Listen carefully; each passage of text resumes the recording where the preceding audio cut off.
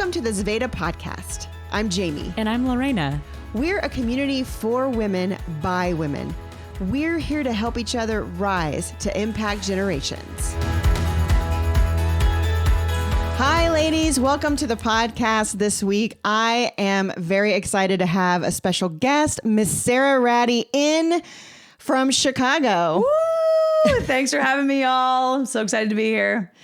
Yeah, so this week we are talking about transitions, and we often talk about transitions, but we want to kick this off with really helping you understand someone else's perspective that has gone through transition. So, Sarah, many of our audience members are trying to decide on various paths. You know, we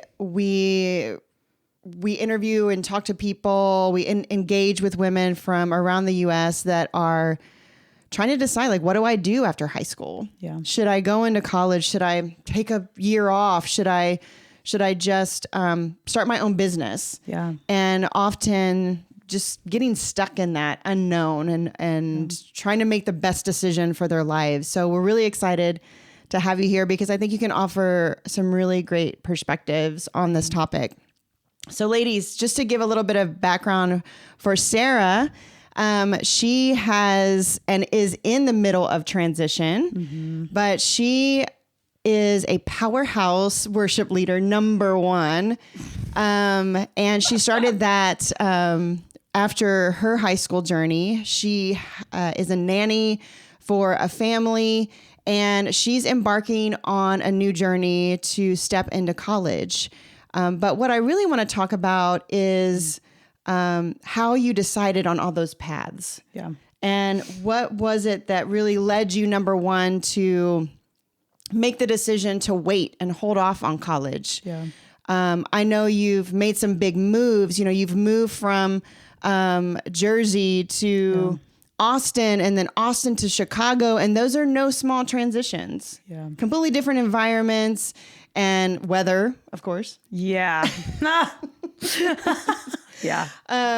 But I think your perspective on this will really help some of the women out there just trying to decide what am I going to do? What's right for my life? Yeah. So let's dig in. Cool. How did you decide to just start working? So tell us a little bit about your story from graduating high school and what was next for you. Yeah. So when I came out of high school, I thought I wanted to be a math teacher, which who wants to be a math teacher? Nobody. Well, somebody does. Somebody does. It's a small amount of the population. Okay. So I just remember being like, okay, well, I knew my parents weren't going to help me. They were not going to help me pay for school. So I was like, well, let me just enroll in community college. Like maybe that's what I need to do. So I started doing that for like a semester, and I basically just flunked out because my heart really wasn't in it. I was just doing it because it's what I thought I needed to do after high school. And so I remember kind of like fast forward to the summer after I had graduated, and I was just kind of at a moment in my life. I was like, what am I doing? Like, am I going to continue doing this school thing, or am I going to go into like, working full time? And my mom's friend, she was like, hey, why don't you look into nannying? Maybe that might be something you'd want to do in the meantime of this transition and trying to figure out like what life has for you, what God has for you. And so I was like, that's stupid. I don't want to do that. And one thing I really noticed in my life, and so learn this lesson for me, never say never. Never say you'll never do something, because usually that's what God's going to ask you to do or you'll end up doing. So I was like, no, that's silly. I'm not going to do that. Long story short, I went on this website called care.com, whatever, and found a couple different families and just applied. And one family reached out and they're like, hey, we're doing interviews. Would you come at such and such a time? At this point in my life, I was living in New Jersey. That's where I'm from. That's where I grew up. And I got the interview. We chatted for like an hour and a half. And a couple weeks later, they called me and they're like, you got the job. And I was like, great, awesome. And I worked for them in New Jersey for about a year and a half. And about a year and a half in, they said, hey, we're actually considering making a move to Austin, Texas. And again, this comes up and I'm like, never, I'm not doing that. Like, I'm planted here in my church and I'm doing my thing here. I'm not going. And the Lord was like, hey, do you remember? And what I failed to share was that before I decided to take this job, I actually wanted to go to school in Dallas at Christ for the Nations, which is like a ministry school. Okay. And so that was kind of like a heart desire of mine, was to go to Texas. I don't know why, it just kind of happened. But I was like, okay, well, that's never happening. So again, fast forward and they're like, hey, we're moving to Texas. And I was like, God had brought that to my remembrance when all this was happening. And I was like, oh my gosh, like, you actually are like giving me this huge open door to not only just go to Texas, but to have a full-time job, have a place to live. And like, so everything was just set, and it was so Jesus, and it was so awesome. And so I was like, okay, God just made it really clear, like, you got to go. So I moved, and I lived in Austin for 4 years. It was almost like exactly 4 years. And through that time, I started to I took some music classes, and my whole thing was like, I always had like 1 foot in, 1 foot out of school. I was just like, I hate school. Like, I'll just go like just to meet people and to take some music classes, because I was leading worship through all of this as well. And I decided that I really didn't like school that much. And I was like, okay, well, I did a semester and that was fun. Yay. And so long story short was that my pastors here in Austin, they took a job in Chicago, and I was like, well, see you guys later. Like, I'll never see you again. Basically, like, have fun in cold Chicago. When I moved to Austin, I was like, I'll never move back to a cold climate. Like, it's just not happening. And, so I visited them like 6 months later, and they actually had a worship leading position at this church, and they had approached me, the lead pastor, and you're like, hey, would you even consider? And I was like, no, but okay, yeah, maybe I will consider. You know, it was like this whole like never again, this whole never moment. And I felt the Lord said to go. And I was like, really, God? Like, it didn't make sense to me, because I feel like when I stepped onto Texas soil, I was like, this is where I'm supposed to be. Like, it just felt like home more than New Jersey. So when God was like, no, I need you to move to Chicago, I was like, why? Like, this is I'll do it, God. Like, at this point of like, I'm starting to learn, like, just say yes, you know? Right. So I moved, and, this is a long story, so I hope this is okay. Yeah, no. Before we get into like the next step, so I just want to, for our audience's sake, when you made the decision to move to Austin, what was going on inside? Like, what did you feel? Yeah. What did you think? Oh, totally. When I decided to move to Austin, when they approached me and told me that, you know, I had this opportunity to move with them, I was petrified, actually, because I had never moved away from home.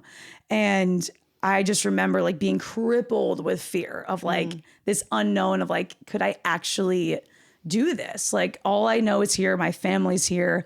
And I just remember like talking to my mom, and I was like, Mom, like, what am I supposed to do? And she's like, Sarah, what's the worst that can happen right now?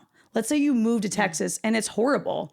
You can just move back here, you know? And so she took the fear out of it, and I mean, it felt like a risk, but at the same time, I was like, what do I have to lose? You know, if I don't go, then I'll be like, well, what if I actually had moved and I missed all these awesome opportunities in my life, you know?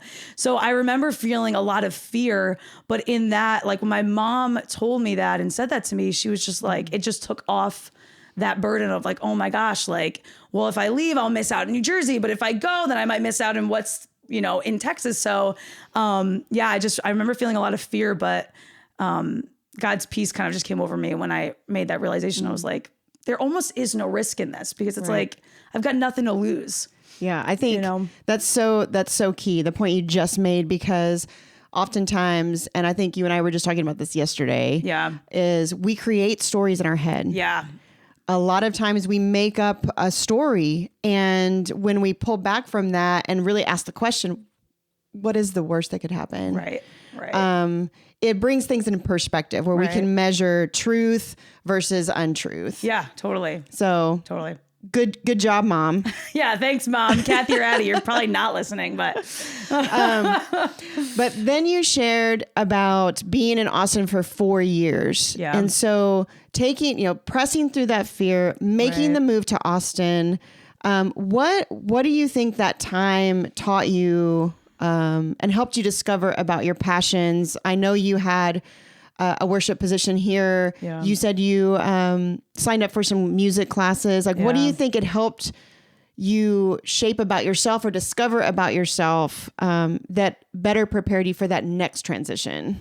Yeah, I think that, again, I felt like the 4 years in Austin was almost like a college experience for me, minus really the full-time like campus life, in school, where I felt like I actually really grew up a lot. And it changed me to figure out like, okay, like I have no more supervision, like from parents really covering, which was really fun for me, not in like a bad way, but it was just like, oh my gosh, I have this freedom.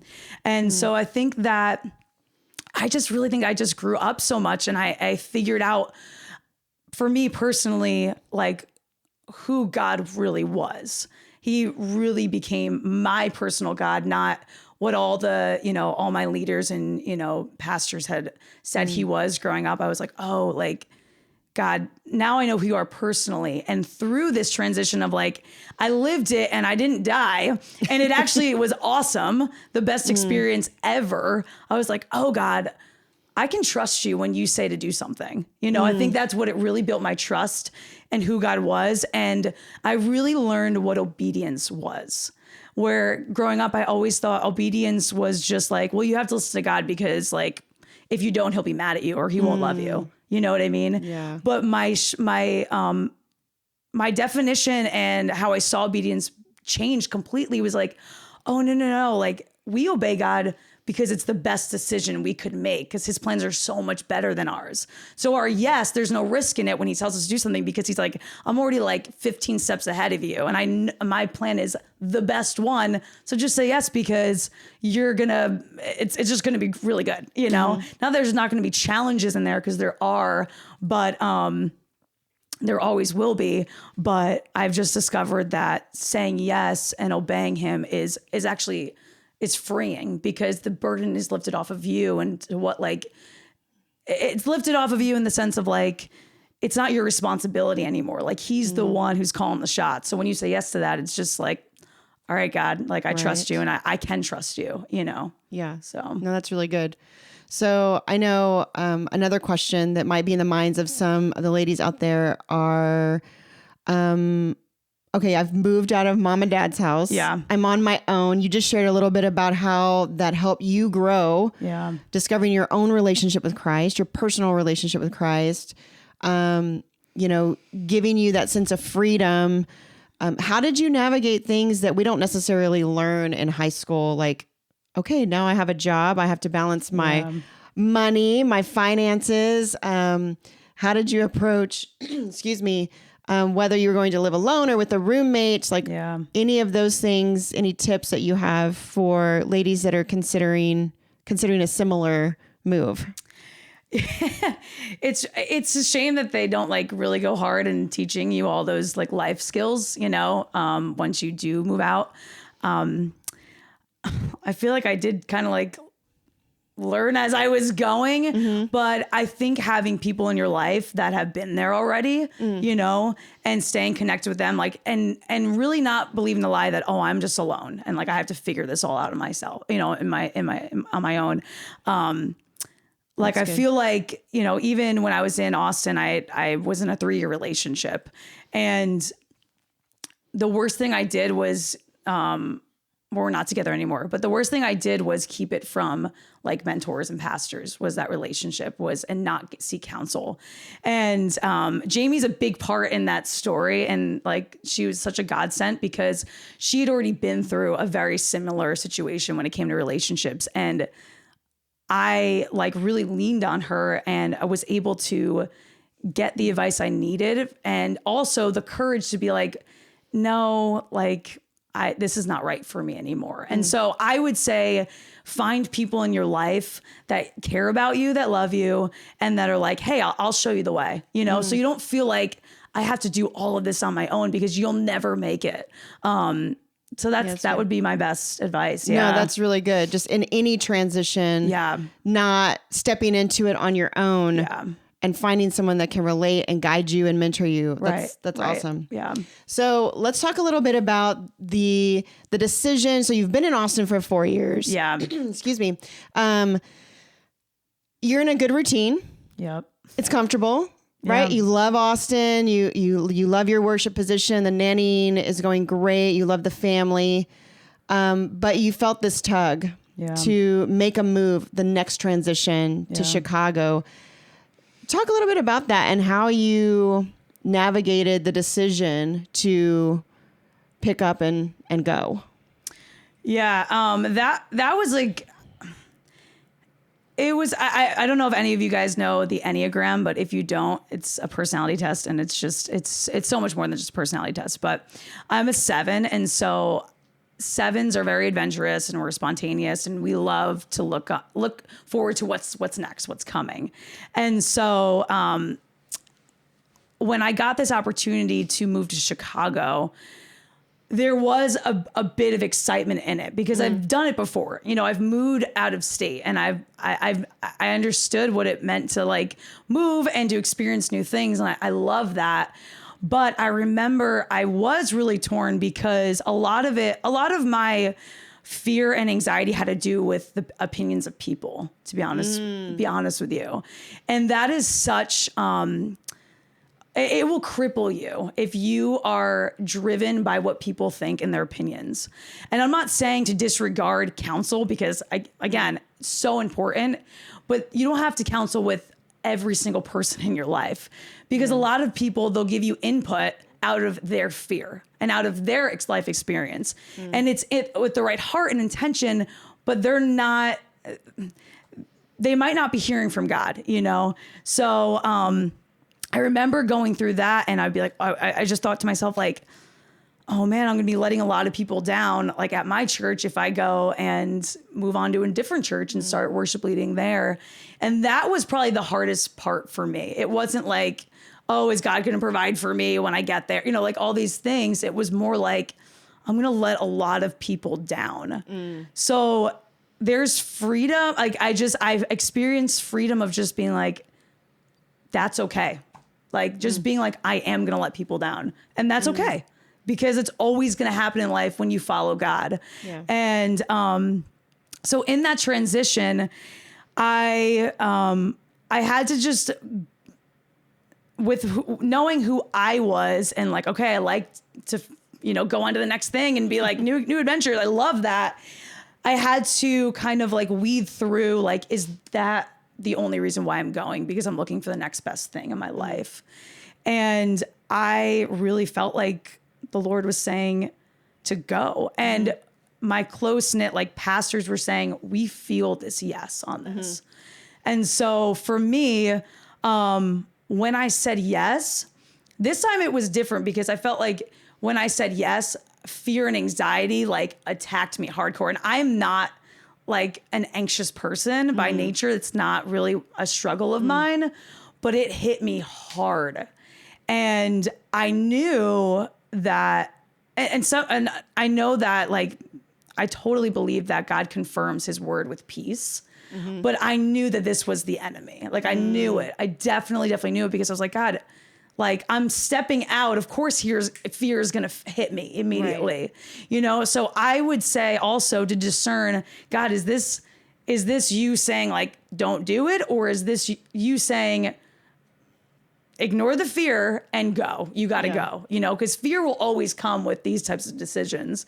And once I said yes, I was just like, okay, I'm going to go. And again, it was another one of those things was like, what is the worst that could happen? And God always, even in our wrong decisions, God redirects. Like he does that in our lives, you know? Sure. So again, I knew I was like, what is the worst that could happen? I had to kind of work through that again of like, the worst that could happen is I come back to Texas, right? You know, like that would be the ultimate. Like, there you go. So, yeah. I think you hit on a really key point that I think many ladies struggle with, and that's what will someone else think? Yeah, totally. Whether it's, I'm not happy in my current job. I need to move on, right? But I can't. I'm just going to stay here because what would someone so think? Or I'm going to let someone down versus really focusing on number one, what is the Lord directing me to do? Yeah. But what is my passion? Right. What is it that I feel like has been placed on my life to move into? So that's so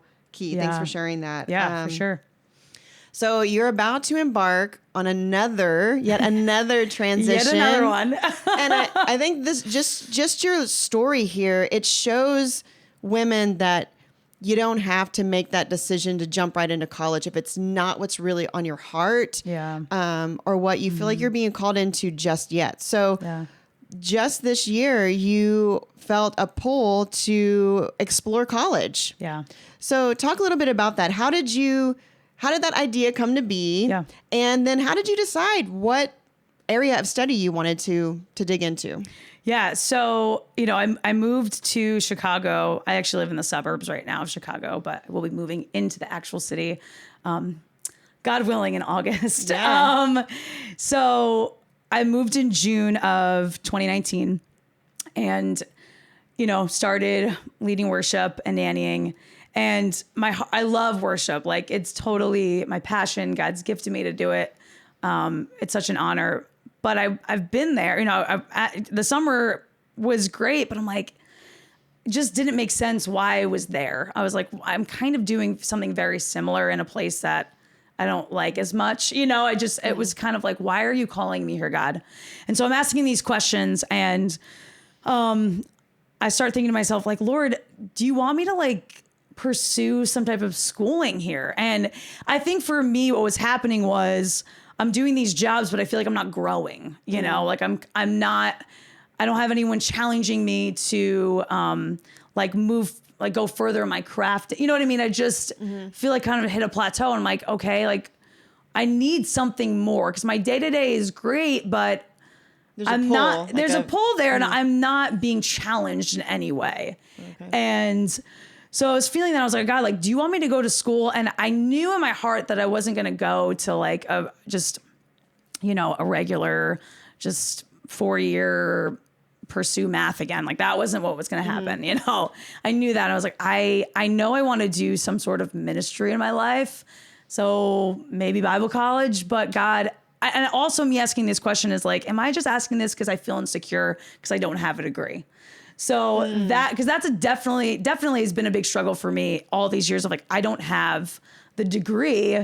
And I felt, especially where I live, there's a lot of, I don't know how to say it, but affluent degree, professional people that degrees mean a lot to them. So I was getting these questions all summer of so what'd you go to school for? And I was like, I didn't go to school, and it kind of made me feel insecure, really insecure. And so I'm asking these questions to the Lord, do you want me to do this? But I was again, had to weed through, is this just my own insecurity, of wanting a degree just because, again, to people please and caring what people think of me. So I'm praying. I remember this one Monday night, I just sat down and I was like, God, I need you to speak to me. And I was going through some voice memos I had, and someone had prayed over me once, and I remember at the time the word that they prayed didn't make any sense to me, and I totally forgot about it. But whenever someone prays over me, I kind of just record it just so I can go back as a reference, because I was like, maybe it means something in the future. So again, I'm praying. I'm like, God, is college what you want me to do? Blah, blah, blah. And so I'm listening to this word that I just randomly found on my phone. And the guy just goes, I just really hear the word college. Wow. And I just was like, God, I'm listening to this a year later after I'd gotten this word. Wow. And I just knew. I mean, this doesn't always happen this clear, but it was clear, It was all right, well, I guess this is what I'm supposed to do. So in the Chicago area, there are a good amount of Bible schools. And so Moody Bible was a very well-known Bible school, Bible Institute in the Chicago area. So I knew people at my church that had relatives that worked there. So I was asking questions and saying like, you know, what's the school like and what are their doctrines and all these things. And also at the same time, I'm like, okay, if I went, would I major in music? Because music up to this point is all I've done. And I think I realized I was like, I just don't want to do it anymore. Not that I don't want to continue with worship, but I can kind of continue what I'm doing without the degree. I was like, but I know that I love people. And part of my job as a worship leader, and you know, this is Jamie, you deal with people all day, all the time, right? You know, you're dealing with personalities and, you know, people come to you for advice and counsel. And I was like, I do love people. And I feel like I've had a lot of like, you know, bad counsel over the years from people, again, that meant well in leadership, but they had no credentials, you know, and really what they were doing. I was like, I don't want to be that person that doesn't really know, doesn't have that background and good understanding. So I kind of just narrowed it down based off of like what the desire in my heart was and what I knew I needed, you know, as a person, I needed good counsel. And again, the Enneagram has kind of really piqued my interest a lot. And it's made me realize I love this. Like, I'm not really a book reader, but I can read for days about the Enneagram and learning all about people. And I was like, God, this desire is real inside of me and I want to pursue it. So I've decided that I'm going to do what they would call human services and pre-counseling. So it gets my foot in the door of counseling. And then maybe after this, I'll pursue a master's. I don't know, but that's awesome. The long story. So again, like we've talked about this on other episodes, Lorraine and I, just in asking yourself those questions. And Sarah just outlined that, you know, you began to ask yourself, what is it that you really enjoy? What is your personality driving you to that? You know, you don't like reading, but you dug into this. So I think that's key is just, it goes back to the questions. What is it that is really important to me and that lights me up? If somebody asks me a question, what is it that lights me up? Yes, that's so good. At the end of the day, that, ladies, is not just coincidence. Yeah. That's a call. And so just pay attention to that. So we could talk to you forever, Sarah, but I want to wrap up today with just a piece of advice. Like if you could give, I know it's hard, but like one piece of advice to our listeners, what maybe would that be? So, you know, I was thinking this through and I really feel like we tend to put our lives and God in a box. And because of what society is kind of like laid out for us. Okay, you go to high school, you graduate, you go to college, and then you go into the workforce. That might not be your story. That wasn't my story. But because I kind of had this, you know, non-traditional story, you know, all the things in my life led me up to where I am now. And I'm like, oh my gosh, I'm so grateful I didn't go to school right off the bat because I would not be here right now. Like this would not be my story, you know? And so the verse that came to mind was Matthew 6:33. Is seek first the kingdom of God and his righteousness, and all these things will be added to you. So I just really encourage you that if you're coming out of high school, and I'm not saying to go against your parents, that's not my advice to you, but really see God and say, God, is school what you want me to do immediately? You know, and ask those questions and ask God, like, what is your plan for my life? What do you want? What do you have for me? And really, that's really the best advice I can give you is to seek after Jesus. Like he doesn't want to hide his plans for you. He's not like trying to confuse you and, you know, hide it and, you know, have you run around in circles. Like that's not what he wants for us. He wants it to be clear. But when we put him in a box and be like, well, this is exactly what I'm supposed to do. And that's not God when it's like, I'm going to just do everything that I think I'm supposed to do without seeking him. So, that's my advice to just women, just seek him. And I know it sounds a little cliche, but it really is the key to success. And also, if you don't have the degree like I am, I'm going to be 27 in a week. Don't feel like you're lesser at all. God's timing is different for all of us, and all of our stories are different. So no, that's so good. Thank you so much for sharing. I think your story is very powerful. There's so many good nuggets in the story itself. And one of the things you talked about, I want to end on, is even if you choose a path and you get into that path, it's okay to, nope. Yep. I turn left. Nope. I need to go right. So it's never too late to make that adjustment and that change. Yeah. So thank you so much for joining us this week. Thank you, Sarah, for sharing your story. And we're excited for having you back and talking about how college is going. So sounds good. Have a good week, ladies. Thanks for listening to the Zveda podcast. Keep your questions coming so we can rise together. Visit Zveda.com to talk to us and join our community. That's Zveda.com. We'll see you next week.